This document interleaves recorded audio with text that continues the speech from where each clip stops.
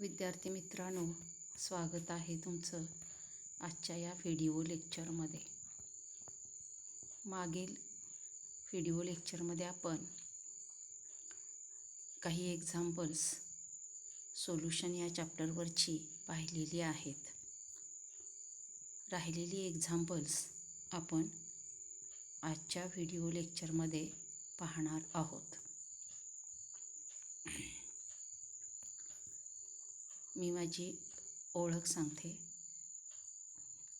Me Bansode SM, department of chemistry, Krishna महाविद्यालय, रेटरी बुद्रुक.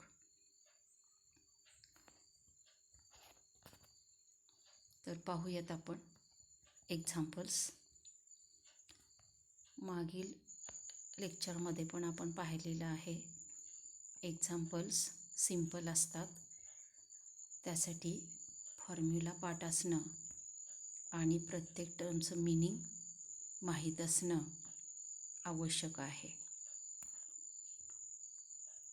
टेक्स्टबुकमध्ये जशी examples दिलेले आहेत, अगदी त्याच पद्धतीने एक्झाम्पल परीक्षेमध्ये विचारली जातात. तेव्हा एक्झरसाइजमधील एक्झाम्पल्स व्यवस्थित सोडवली तरी बोर्ड एक्झामची तयारी चांगली होते. आणि आपण त्यासाठीच एक्झरसाइजमध्ये दिलेली एक्झाम्पल्स पाहत आहोत. तर बघूयात example. A solution of citric acid C6H8O7 in 50 gram of acetic acid has a boiling point elevation of 1.76 Kelvin. If Kb for acetic acid is 3.07 Kelvin kilogram per mole, what is the molality of solution? आता या एक्झाम्पलच्या सोल्युशनमध्ये ज्या दिलेल्या values आहेत त्या आपण प्रथम पाहूयात. Boiling point elevation म्हणजेच डेल्टा TB ही किंमत दिलेली आहे 1.76 kelvin. Kb of acetic acid ही किंमत आहे 3.07 kelvin kilogram per mole. Mass of acetic acid ही किंमत आहे 50 ग्रॅम.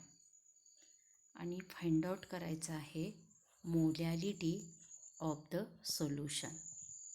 आणि यासाठी जो आपण फॉर्म्युला वापरणार आहोत तो फॉर्म्युला आहे delta TB is equal to KB into M.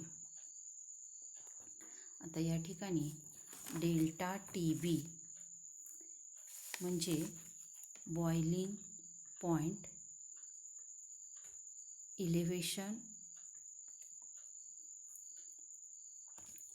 त्यानंतर KB आहे बॉइलिंग पॉईंट इलेव्हेशन कॉन्स्टंट और मोलल इलेव्हेशन कॉन्स्टंट और इबिलिओस्कोपिक कॉन्स्टंट. आणि M आहे मोलॅलिटी. मोलॅलिटी हे कॉन्सन्ट्रेशन एक्सप्रेस करण्याची एक टर्म आहे किंवा एक मार्ग आहे, एक वे आहे. यानंतर कॅल्क्युलेशन बघूयात.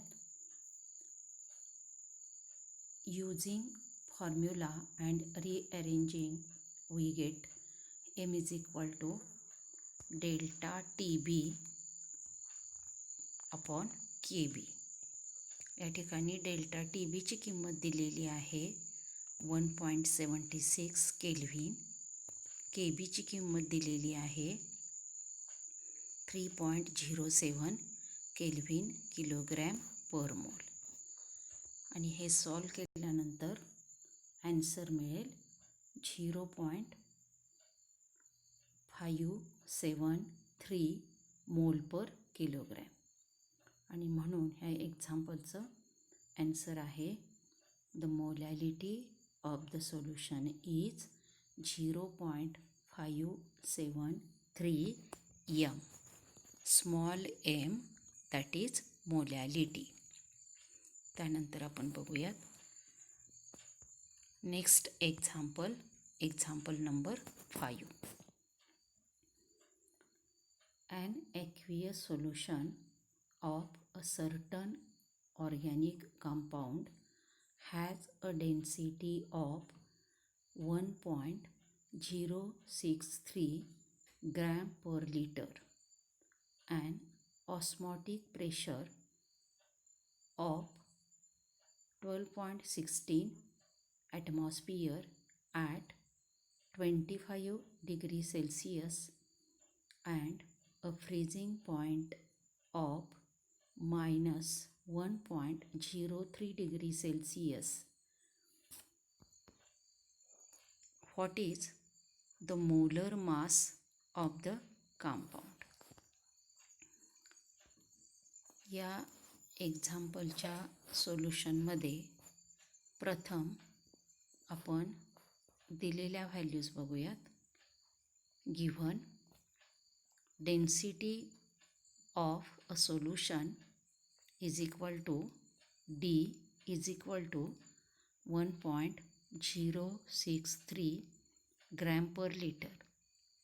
Osmotic pressure of solution pi is equal to 12.16 atmosphere. Temperature capital T is equal to 25 degrees Celsius is equal to 298.15 Kelvin. 25 degree सेल्सिअसमध्ये 273.15 add करून आलेली ही जी किंमत आहे ती केल्व्हिनमध्ये असते. आणि म्हणून 25 degree Celsius is equal to 298.15 kelvin. त्यानंतर freezing point of solution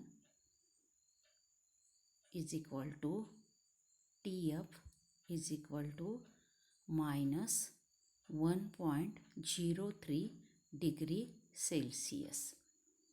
to find या ठिकाणी मोलर मास ऑफ कंपाऊंड हे फाइंड आउट करायचं आहे. यासाठी जे आपण फॉर्म्युले यूज करणार आहोत ते फॉर्म्युले बघा. यामध्ये पहिला फॉर्म्युला आहे delta TF is equal to KF into M. या ठिकाणी डेल्टा TF म्हणजे फ्रीजिंग पॉईंट डिप्रेशन. त्यानंतर KF म्हणजे फ्रीजिंग पॉईंट डिप्रेशन कॉन्स्टंट और क्रायोस्कोपिक कॉन्स्टंट. आणि M म्हणजे मोलॅलिटी. याच पद्धतीचा फॉर्म्युला आपण वरील एक्झाम्पल सोडवताना पाहिलेला आहे आणि तो फॉर्म्युला बॉइलिंग पॉईंटसाठी आपण वापरलेला आहे. आणि आत्ताचा फॉर्म्युला हा आपणाला फ्रीजिंग पॉईंटसाठी वापरायचा आहे. आणि त्यानुसार फक्त नोटेशन या ठिकाणी बदललेली आहेत. जसं की डेल्टा TB या ठिकाणी आपण हा फॉर्म्युला घेतो आहे delta TF is equal to, आधीच्या फॉर्म्युल्यामध्ये आपण बघितलेलं होतं KB इंटू M आणि या फॉर्म्युल्यामध्ये आपण बघतोय KF इंटू M. ज्या ठिकाणी F म्हणजे फ्रीजिंग पॉईंट आहे. त्यानंतर दुसरा फॉर्म्युला यूज करतोय आपण पाय is equal to MRT. Pi म्हणजे ऑस्मॉटिक प्रेशर, M म्हणजे मोलॅरिटी, R गॅस कॉन्स्टंट आणि T absolute temperature. Capital T हे टेम्परेचरचं नोटेशन आपण या ठिकाणी वापरणार आहोत. त्यानंतर तिसरा फॉर्म्युला आपण वापरणार आहोत. Small m is equal to 1000 W2 divided by m2 into W1. आता या ठिकाणी स्मॉल m म्हणजे मोलॅलिटी, त्यानंतर W2 म्हणजे mass of solute, m2 molar mass of solute आणि W1 म्हणजे मास ऑफ सॉल्व्हंट. त्यानंतर बघूयात याचं कॅल्क्युलेशनमध्ये प्रथम डेल्टा TFची व्हॅल्यू आपण बघूयात. Delta TF is equal to TF naught minus TF. TF naught म्हणजे प्युअर सॉल्व्हंटचा असणारा फ्रीजिंग पॉईंट अँड TF म्हणजे सोल्युशनचा असणारा फ्रीजिंग पॉईंट. आता या ठिकाणी जो सॉल्व्हंट घेतलेला आहे तो आहे वॉटर. एक्झाम्पलमध्ये ॲक्वियस सोल्युशन असं म्हटलेलं आहे. ॲक्वा मीन्स वॉटर, आणि म्हणून या ठिकाणी वॉटरचा फ्रीजिंग पॉईंट आपण घेतो आहे 0 डिग्री सेल्सिअस. मायनस TFची व्हॅल्यू आपल्याला दिलेली आहे, ही किंमत आहे -1.03 डिग्री सेल्सिअस. म्हणून आपण व्हॅल्यूज या पद्धतीनं सबस्टिट्यूट केल्या. 0 degree Celsius minus in bracket -1.03 degree Celsius bracket complete, आणि याचं उत्तर येईल 1.03 degree Celsius is equal to 1.03 kelvin. KF of water is equal to 1.86 kelvin kilogram per mole. आता या ठिकाणी ही व्हॅल्यू ही कॉन्स्टंट आहे, कारण KF हा प्रपोर्शनॅलिटी कॉन्स्टंट आहे. त्याची व्हॅल्यू 1.86 केल्विन किलोग्रॅम पर मोल अशी आहे. आता पहिला फॉर्म्युला आपण यूज करूयात, आणि पहिला फॉर्म्युला आपण घेतलेला आहे delta TF is equal to KF into M. आता या ठिकाणी आपल्याला Mची व्हॅल्यू कॅल्क्युलेट करायची आहे, म्हणून हा फॉर्म्युला आपण रिअरेंज करतोय, आणि Mसाठी हे इक्वेशन होईल delta TF upon KF. Delta TFची किंमत आहे 1.03 केल्विन, KFची किंमत आहे 1.86 केल्विन किलोग्रॅम पर मोल. हे कॅल्क्युलेट केल्यानंतर ॲन्सर येईल 0.554 मोल पर किलोग्रॅम. आता या ठिकाणी ही मोलॅलिटी आपण कॅल्क्युलेट केलेली आहे, म्हणून पुढे आपण लिहिलेलं आहे is equal to 0.55 M. Now using second formula आपण बघितलेला आहे पाय इज इक्वल टू MRT. या ठिकाणी पाय म्हणजे ऑस्मॉटिक प्रेशर, M म्हणजे molarity, R gas constant, T absolute temperature.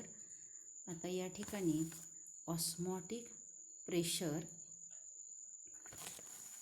हे मेजरमेंट स्पेसिफिक टेम्परेचरला कॅल्क्युलेट केलं जातं आणि म्हणून या ठिकाणी टेम्परेचर डिपेंडंट असणारी टर्म कॅपिटल यम म्हणजेच मोलॅरिटी ही यूज केली जाते. या ठिकाणी स्मॉल यम म्हणजे मोलॅलिटी ही टर्म वापरण्याची गरज नाही, कारण मोलॅलिटी ही टेम्परेचर इंडिपेंडंट टर्म आहे. या ठिकाणी पाय ऑस्मॉटिक प्रेशर हे स्पेसिफिक टेम्परेचरला मेजर केलं जातं, म्हणून टेम्परेचर डिपेंडंट असणारी टर्म मोलॅरिटी म्हणजेच कॅपिटल यम आपण या इक्वेशनमध्ये वापरलेली आहे. या इक्वेशनमध्ये यमची किंमत आपल्याला कॅल्क्युलेट करायची आहे आणि म्हणून हा फॉर्म्युला रिअरेंज केलेला आहे आणि म्हणून इक्वेशन येईल M is equal to pi upon RT. आता या ठिकाणी दिलेली व्हॅल्यू आहे आपल्याला पायची 12.16 ॲटमॉस्फियर. त्यानंतर R आणि T याच्या व्हॅल्यूज कॉन्स्टंट आहेत. Rची व्हॅल्यू आहे 0.08205 DM³ ॲटमॉस्फियर पर केल्व्हिन पर मोल इंटू टेम्परेचरची किंमत आहे 298.15 केल्व्हिन. हे सॉल्व केल्यानंतर ॲन्सर मिळेल 0.497 मोल पर DM³ म्हणजेच 0.497 मोलर आणि म्हणून त्याला युनिट दिलेलं आहे कॅपिटल यम, म्हणजेच ही व्हॅल्यू आहे 0.497 M. त्यानंतर मास ऑफ सॉल्व्हंट कॅल्क्युलेट करण्यासाठी आपण व्हॅल्यूज सबस्टिट्यूट करतोय. 0.497 मोल पर DM³ डिवायडेड बाय 0.554 मोल पर किलोग्रॅम इंटू 1 DM³ आणि हे कॅल्क्युलेट केल्यानंतर ॲन्सर मिळेल 0.897 kilogram is equal to 897 gram units. त्यानंतर mass of solution 1.063 gram per litre into 1000 ml is equal to 1063 gram. यानंतर मास ऑफ सोल्यूट म्हणजे mass of solution minus mass of solvent. Mass of solution आहे 1063 gram आणि मास of solvent आहे 897 gram आणि म्हणून mass of सोल्यूटची किंमत येईल 166 gram. Now using formula 3 M is equal to 1000 W2 upon M2 into W1. आता या ठिकाणी आपल्याला मोलर मास कॅल्क्युलेट करायचा आहे, म्हणजे M2ची किंमत कॅल्क्युलेट करायची आहे, म्हणून हा फॉर्म्युला आपण रिअरेंज करतोय आणि म्हणून या ठिकाणी फॉर्म्युला येईल M2 is equal to 1000 W2 upon M into W1. या ठिकाणी W2 म्हणजे मास ऑफ सोल्यूट, W1 म्हणजे मास ऑफ सॉल्व्हंट, M म्हणजे मोलॅलिटी. आता ह्या व्हॅल्यू सबस्टिट्यूट करूयात. 1000 ग्रॅम पर किलोग्रॅम 1000 किलो पर kilogram into 166 gram divided bye 0.554 मोल पर किलोग्रॅम इंटू 897 ग्रॅम. हे कॅल्क्युलेट केल्यानंतर ॲन्सर येईल 334 ग्रॅम पर मोल. आणि म्हणून या एक्झाम्पलचं ॲन्सर आहे the molar mass of the compound is 334 gram per मोल. यानंतर नेक्स्ट एक्झाम्पल आपण बघूयात. Example number 6. A mixture of benzene and toluene contains 30% by mass of toluene at 30 degrees Celsius. Vapor pressure of pure toluene is 36.7 mmHg and that of pure benzene is 118.2 mmHg. Assuming that the two liquids form ideal solutions, calculate total pressure and partial pressure of each constituent above the solution at 300 degree Celsius. आता या एक्झाम्पलच्या सोल्युशनमध्ये प्रथम given values आहेत त्या बघूयात. Given percentage mass of toluene is equal to 30% W/W.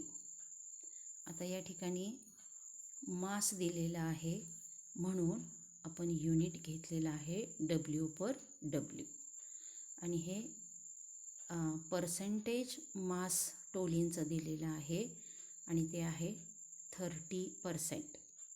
त्यानंतर vapour pressure of liquid toluene is equal to P1 naught is equal to 36.7 mmHg.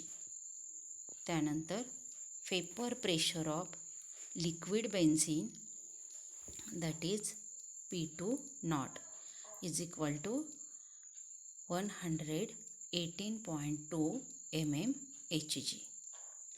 या ठिकाणी find out करायचं आहे पार्शियल प्रेशर ऑफ ईच कॉन्स्टिट्युअंट, म्हणजेच partial pressure of टोलीन आणि partial pressure of benzene.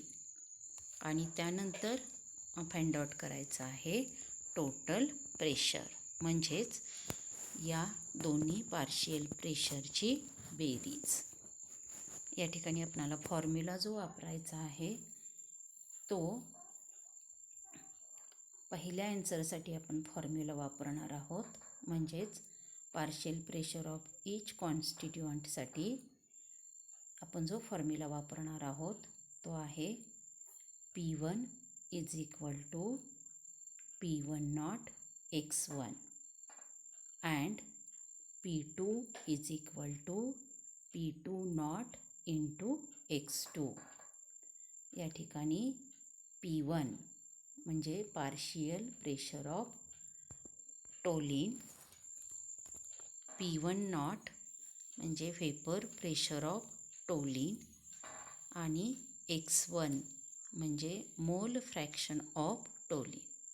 त्याचप्रमाणे P2 म्हणजे partial pressure of benzene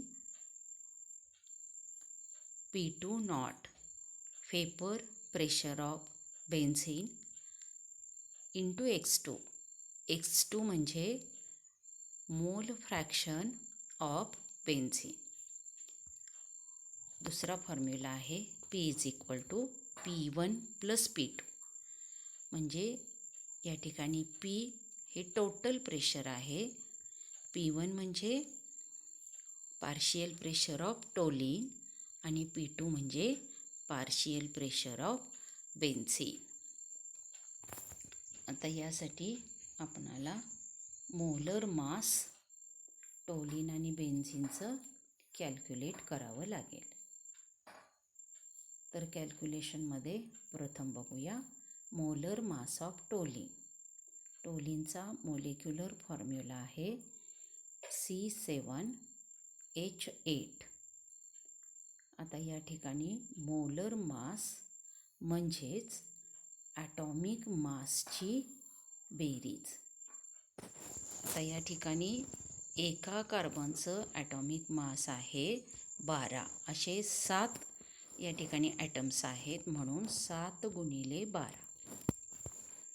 एका हायड्रोजनचं atomic mass आहे 1. असे एकूण 8 हायड्रोजनचे ॲटम्स आहेत, म्हणून 8 × 1. आणि हे आपण या पद्धतीनं कॅल्क्युलेट करतो आहे. 7 × 12 प्लस 8 × 1. आणि हे कॅल्क्युलेट केल्यानंतर आपल्याला ॲन्सर मिळेल 92 ग्रॅम पर मोल. त्याच पद्धतीनं मोलर मास ऑफ बेन्झीन. बेन्झीनचा मोलेक्युलर फॉर्म्युला आहे C6H6. आणि म्हणून 6 × 12 प्लस 6 × 1 हे कॅल्क्युलेट केल्यानंतर आपणाला व्हॅल्यू मिळेल 78. मोलर मास आहे म्हणून युनिट ग्रॅम पर मोल. त्यानंतर 30% W per W टोलीन means 30 gram टोलीन in 100 gram solution. Thus mass of benzene is equal to 100 minus 30 is equal to 70 gram. Number of moles of toluene C7H8. हे number of moles म्हणजे काय, तर mass divided by molar mass. Number of moles हे आपण टोलीनचे बघतोय, म्हणजे पहिल्या कॉम्पोनंटचे. आणि या पहिल्या कॉम्पोनंटसाठी आपण नोटेशन घेणार आहोत A आणि नंबर ऑफ मोलसाठी N. म्हणून NA is equal to mass त्याचा आहे 30 ग्रॅम आणि मोलर मास आहे 92.